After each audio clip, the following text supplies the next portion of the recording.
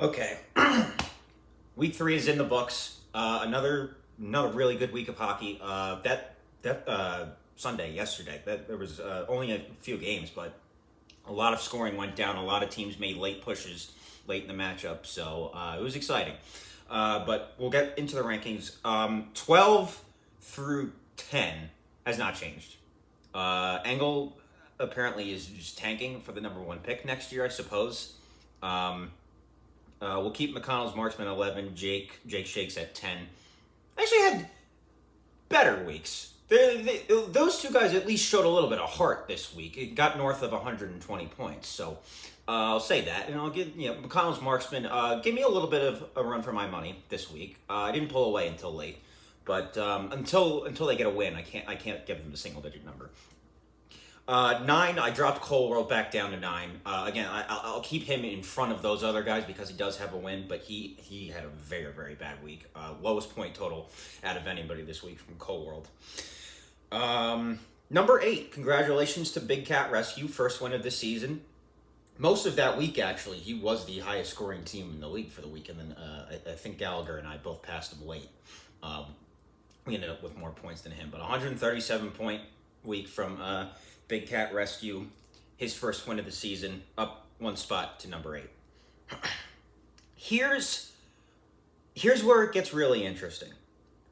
The 6 teams that I had that I'm about to read off from 7 to 2 are like razor thin margins of each other, in my opinion. Like this is very, very competitive right now from 7 all the way up until 2.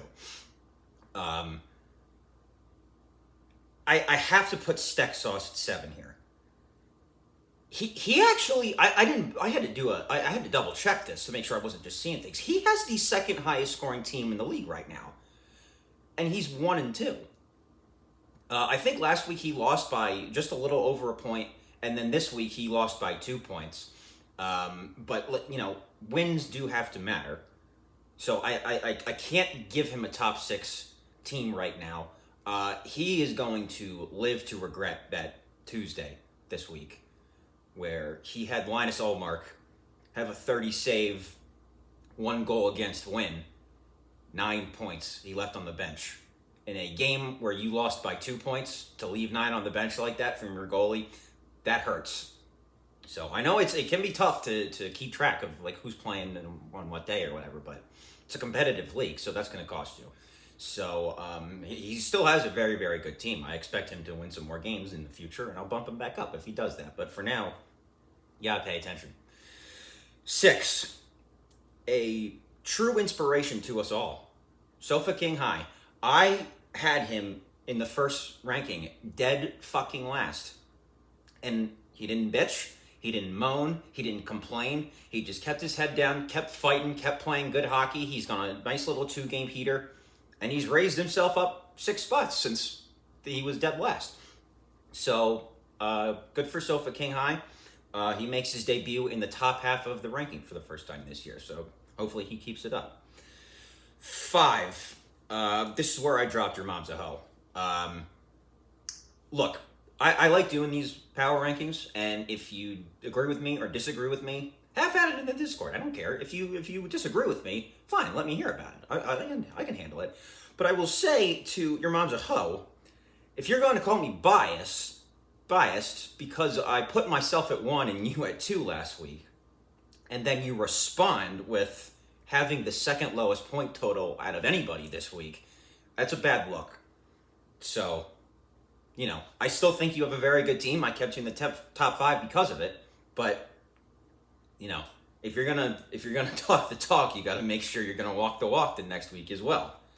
Which is why I bumped Frank Gallagher up to 4. He was mad.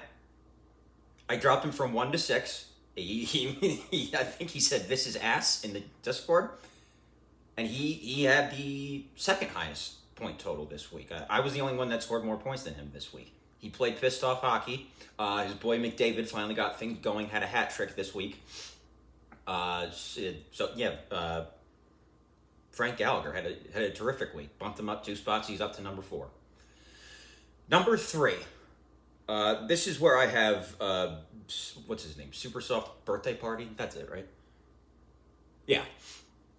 Again, like, this is like one of life's great mysteries. Like, A1 Steak Sauce, the second highest scoring team in the league, is 1-2. Super Soft Birthday Party is the seventh highest scoring team in the league, and still has not lost. He's 3-0. So I'm still not overly blown away by how good his team is, but I said from the beginning, as long as he keeps winning, I'm not going to drop him. So he's winning. So until he loses, he'll stay in the top three for now. Number 2, Timmy's Ice Dome looks pretty dangerous. And I have him one spot ahead of Super Soft because if you ask me, the only reason he's not undefeated right now is because he had to play against me in week 1. That week 1 loss that he had to me, he still outscored everybody else who lost. He outscored the 2 guys that tied and outscored 2 guys that won in week 1. By the way, including Super Soft. He would have beaten Super Soft Birthday Party in week 1 had they played against each other. And Tim's a very good friend of mine. So Timmy's Ice Dome at 2, and I think you guys know where I'm going at number 1. 3-0, highest scoring team in the league, but I think I have a good 28 points on Jordan right now. You can call me biased if you want, but like I'm not even going to consider taking myself off of this throne until someone beats me. So open invitation, if you want to take a stab at me, go for it. Come beat me. I don't know.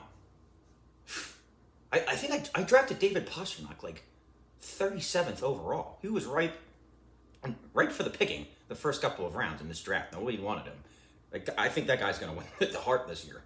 But that's that.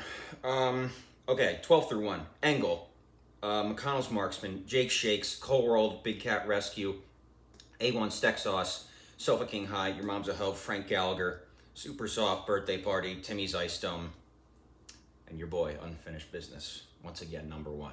Happy Halloween, everybody. Let's fucking go, Phillies.